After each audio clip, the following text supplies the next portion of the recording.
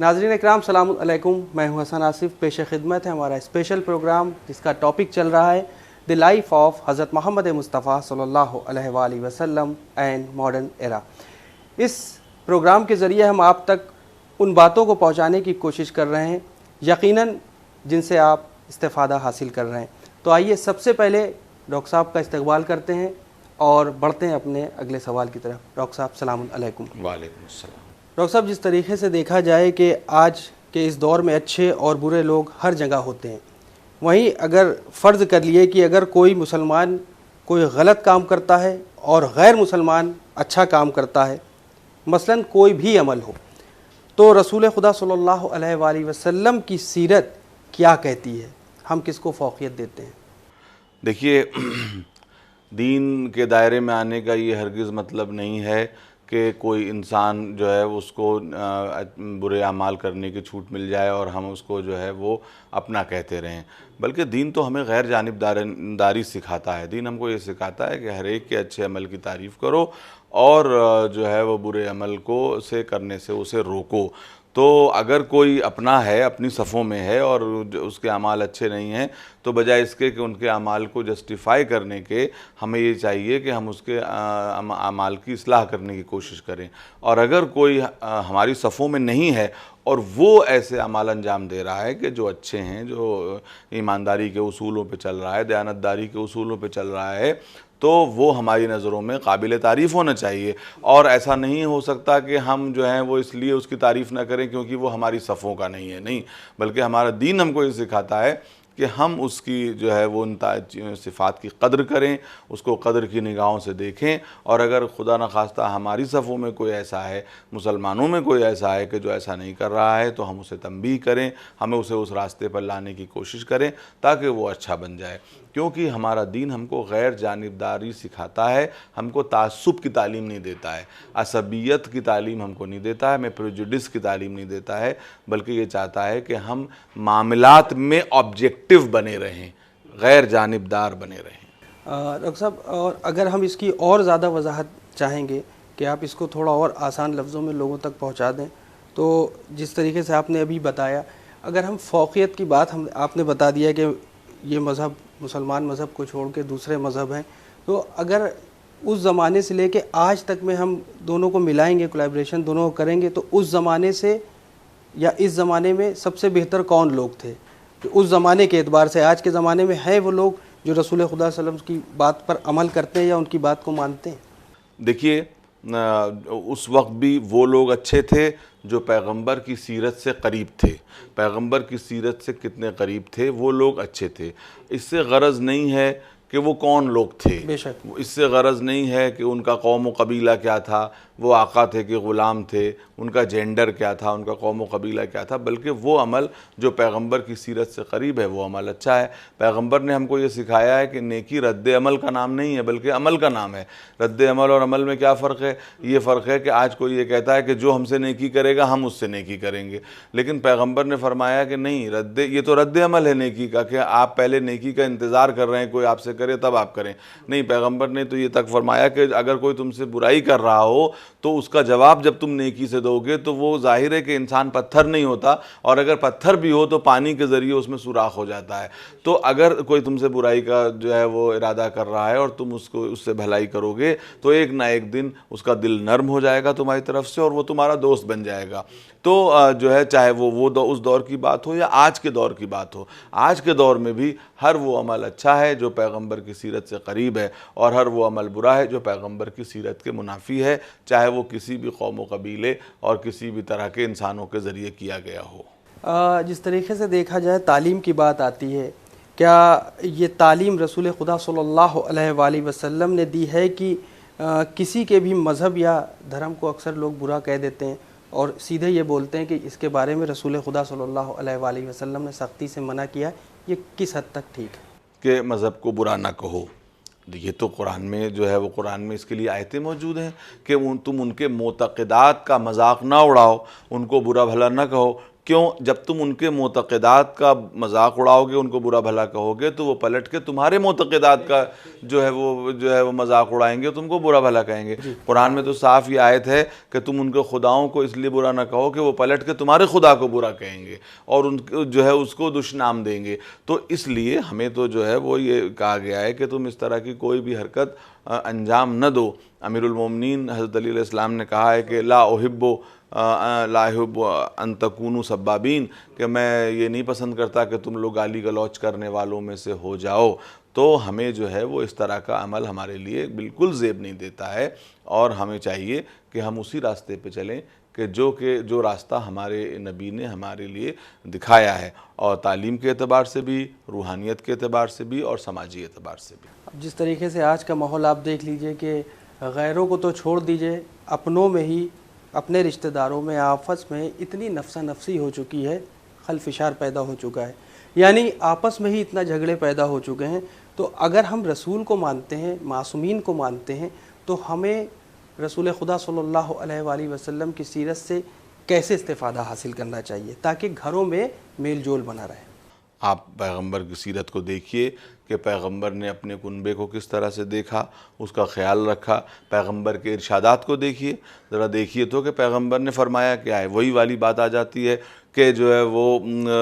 ہم پیغمبر کو مانتے ہیں اور پیغمبر کی نہیں مانتے۔ پیغمبر کے اصحاب نے کیا کہا ہے؟ تاریخ اور حدیث کی کتابیں اٹھا کے دیکھیے، حدیث کی کتابوں میں یہ لکھا ہوا ہے کہ اصحاب نے کہا کہ ہم کو یہ گمان ہو گیا تھا، پیغمبر نے پڑوسیوں کے اتنے حقوق بیان کیے کہ ہم کو گمان ہو گیا تھا کہ بس اب یہی رہ گیا ہے کہ پیغمبر پڑوسی کو میراث میں حصے دار بنا دیں۔ تو پڑوسی کے اتنے حقوق بیان کیے کہ جیسے صاحب کہتے ہیں کہ ہمیں پیغمبر نے مسواک کے لیے اتنی تاکید کی کہ ہم کو یہ یقین ہو گیا تھا یا گمان ہو گیا تھا کہ ہر نماز سے پہلے مسواک کرنا واجب ہو جائے گا۔ تو یہ پیغمبر کی آپ دیکھیے یہ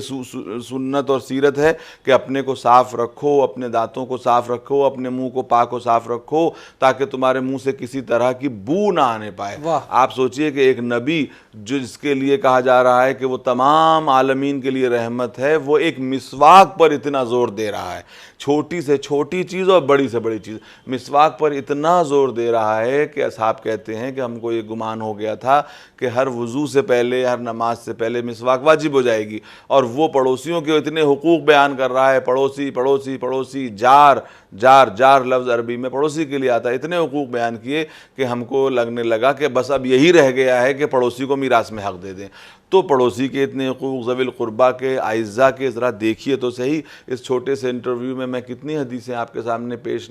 کر سکتا ہوں کہ جس میں بیان کروں کہ پیغمبر نے اعزاء کے لیے کیا فرمایا ہے۔ ہر طرح کے، ہر طبقے کے لیے پڑوسی کے یہ حقوق ہیں، ماں باپ کے یہ حقوق ہیں، بچوں کے یہ حقوق ہیں، ازواج کے یہ حقوق ہیں، اعزاء و اقربا کے یہ حقوق ہیں، رشتہ داروں کے یہ حقوق ہیں، اور ان سب کو تمہیں ادا کرنا ہے ہر اعتبار سے۔ اور تم کوئی ایکسکیوز نہیں پیش کر سکتے، تم یہ نہیں کہہ سکتے کہ ہم اپنے کاموں کی وجہ سے ان کو چھوڑے جا رہے ہیں یا چھوڑ دے رہے ہیں، یا ہم اپنے بزنس کی وجہ سے، ہم اپنی ملازمت کی وجہ سے نہیں۔ جس طرح سے ملازمت اور بزنس تمہارے لیے ضروری ہے، اس طرح سے یہ رشتے اور ان رشتوں کو سنبھال کے رکھنا بھی تمہارے لیے بہت ضروری ہے۔ اور اسی لیے آپ دیکھیے کہ پیغمبر سے جو رشتہ منسلک ہو گیا وہ کمال پہ پہنچ گیا۔ پیغمبر نے جو ہے وہ جن رشتوں کو نبھایا اس کو منزل کمال تک پہنچا دیا۔ پیغمبر آپ پوچھے، اور پیغمبر نے یہ فرمایا بھی ہے غالباً کہ جو ہے وہ کسی آدمی کی اچھائی کے بارے میں معلوم کرنا ہو تو اس کے پڑوسی سے پوچھو کہ وہ کیسا ہے، تاکہ معلوم ہو جائے کہ جو ہے وہ پڑوسی جو ہے وہ کس طرح کا ہے۔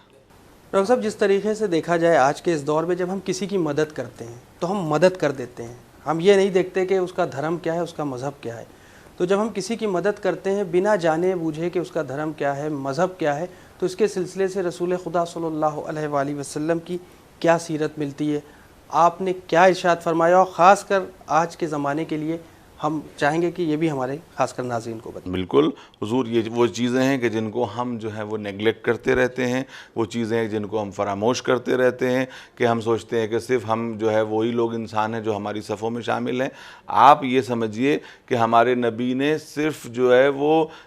دوسرے مذاہب کے لوگوں کے، دوسرے فرقے کے لوگوں کے، دوسرے طرز فکر کے لوگوں کے حقوق نہیں، جانوروں کے حقوق بیان کیے ہیں، اور جانوروں کے حقوق بھی ایسے بیان کیے ہیں۔ آپ بتائیے، آپ کی کی شریعت میں یہ ہے کہ نہیں کہ اگر کتا پیاسا ہے تو وضو کے پانی سے اسے جو ہے وہ سیراب کر دو اور تم خود تیمم سے نماز پڑھ لو، اس لیے کہ جو ہے وہ شریعت ایسے موقعوں پر کسی ذی روح کے لیے اپنے کو پیچھے کھینچ لیتی ہے، کہتی ہے کہ یہ کتا چونکہ پیاس سے مر رہا ہے تو اب کو کہے کہ بھئی تم کس کی نماز پڑھنے جا رہے ہو، تم خدا کی نماز پڑھنے کے لیے جا رہے ہو، تو کیسے تم یہ کر سکتے ہو؟ تو پیغمبر نے یہ فرمایا ہے تم پیڑ پودوں کو دیکھو، پیڑ پودوں کے حقوق۔ آپ کو میں حدیث پڑھ کے سناؤں کہ پیغمبر نے فرمایا کہ اگر تمہارے ہاتھ کے اوپر ایک پودا ہو اور تم قیامت کے آثار بھی دیکھ رہے ہو کہ قیامت آ رہی ہے تب بھی تم اس پودے کو زمین میں لگا دو، ہاں اس کو زمین میں لگا دو۔ کیوں لگا دو؟ اس لیے کہ اس پودے کو زمین میں لگانا تمہاری ڈیوٹی ہے، تمہارا فریضہ ہے، تم اس کو کرو، اس لیے کہ قیامت کے آثار ہیں۔ تو تم یہ نہ سوچو اب تو قیامت آ ہی گئی ہے تو اب تو سب چیزیں فنا ہو جائیں گی اس لیے نہ کریں۔ پیغمبر نے کہا ایسے آثار بھی ہوں تب بھی تم اس کو لگا دو۔ تو پیڑ پودوں کے حقوق ہیں، جانوروں کے حقوق ہیں، تو کیسے سمجھا جا سکتا ہے کہ دوسرے انسانوں کے حقوق نہیں ہوں گے؟ بالکل دوسرے انسانوں کے حقوق ہیں، اور کہا گیا ہے کہ جب تم کسی کی مدد کرو، کوئی انسان جاں بلب ہو، پیاسا ہو، بھوکا ہو، تو ہمیں اس کا مذہب و ملت کو نہیں دیکھنا ہے، اسے سیراب کرنا ہے، اسے جو ہے وہ اسے کھانا کھلانا ہے، اسے سیر و سیراب کرنا ہے، کیونکہ یہی جو ہے وہ دین ہے اور یہی انسانیت ہے۔ افسوس یہ ہے کہ آج ہم ہی نے نہیں، دوسروں نے بھی یہی کرنا شروع کر دیا ہے کہ انسانیت کے اصولوں کو تو بھلا دیا ہے اور اپنے مذہب کے اصولوں پہ بہت زیادہ آگے بڑھے چلے جا رہے ہیں۔ تو مذہب کے اصول اس وقت تک نہیں جو ہے وہ جو ہے مانے جا سکتے اور وہ نہیں ان کو نفاذ کیا جا سکتا جب تک کہ انسانیت کے اصول کو، اور میں تو کہتا ہوں کہ انسانیت کے اصول اور مذہب کے اصول ایک ہی ہیں، ان کو الگ نہیں کیا جا سکتا۔ اس طرح کے معاملات میں مذہبی اور غیر مذہبی کی تفریق نہیں کی جا سکتی۔ جو ضرورت مند ہے اس کو تم ادا کرو، یہاں تک کہ زکوٰۃ کے مصرف میں سے ایک مصرف یہ ہے کہ ایسے لوگوں کو دیا جائے کہ جب تم دو تو وہ ان کے دل تمہاری طرف سے نرم ہو جائیں، حالانکہ غیر مسلمین بھی ہوں، غیر مسلمین کو بھی زکوٰۃ کا پیسہ دیا جا سکتا ہے۔ تو آپ یہ بتائیے کہ ہمارے نبی نے جو یہ باتیں کہی ہیں تو کیا جو ہے وہ انہوں نے اسی طرح سے کہہ دی؟ نہیں، اور ہمارے نبی نے اپنی زندگی میں بھی ان چیزوں کو، اصولوں کو جو ہے برت کے دکھا دیا ہے۔ عجیب بات ہے کہ آج دنیا میں مذہبیت تو پھیل رہی ہے مگر تشدد پھیل رہا ہے، مگر فنڈامنٹلزم پھیل رہا ہے، مگر جو ہے وہ کٹر پن پھیل رہا ہے۔ ہر مذہب والے کو آپ دیکھیے کہ وہ جو ہے وہ اپنے مذہب کا بہت بڑا جو ہے وہ ڈیفینڈر بنا ہوا ہے، لیکن وہ انسانیت کا ڈیفینڈر بننے کو تیار نہیں ہے۔ ہم تو کہتے ہیں کہ اپنے مذہب کا ڈیفینڈر بننے سے پہلے ہمیں انسانیت کا ڈیفینڈر بننا چاہیے، اور جب ہم انسانیت کے ڈیفینڈر بن جائیں گے تو ہم صحیح معنی میں اپنے مذہب کے ڈیفینڈر بن۔ بے شک، بالکل صحیح کہا ڈاکٹر صاحب آپ نے۔ حقیقت ہے کہ ہم کو سب سے پہلے خود صحیح ہونا پڑے گا، تب ہم معاشرے کو اور اس سماج کو صحیح کر سکتے ہیں۔ یہی ہماری کوشش ہے ڈاکٹر صاحب کہ ہمارے ان ایپیسوڈز کے ذریعے تھوڑا سا معاشرے میں چینجز آئیں، تھوڑا بدلاؤ آئے، خاص کر ان لوگوں کے لیے جو پوری طرح سے بہکے ہوئے ہیں۔ آج آپ دیکھیے سوشل میڈیا کا دور چل رہا ہے، اس سوشل میڈیا کے دور میں کتنی نا اتفاقیاں ہیں، بنا تصدیق چیزیں فارورڈ ہو رہی ہیں، بے وجہ کی چیزیں فارورڈ ہو رہی ہیں، بے وجہ کے وہ کام ہو رہے ہیں جن کو نہیں ہونا چاہیے تھا، یعنی ہم رسول کریم صلی اللہ علیہ وآلہ وسلم کی سیرت سے بہت دور ہو رہے ہیں۔ فی الحال ہم ناظرین سے بھی یہی چاہیں گے کہ ہمیں اجازت دیں کیونکہ وقت کی کمی ہے اور دوسرے بھی پروگرام لگے ہیں۔ ڈاکٹر صاحب یہ ہمارا چوتھا ایپیسوڈ، اگلا ایپیسوڈ ہمارا 5واں ایپیسوڈ، آخری ایپیسوڈ ہے۔ تو ناظرین ہم اگلے ایپیسوڈ میں پھر حاضر ہوتے ہیں کچھ اور سوالوں کے ساتھ۔ فی الحال ہمیں اور ڈاکٹر صاحب کو اجازت دیں اور دعاؤں میں یاد رکھیں اور دیکھتے رہیں channel one, message of humanity. خدا حافظ۔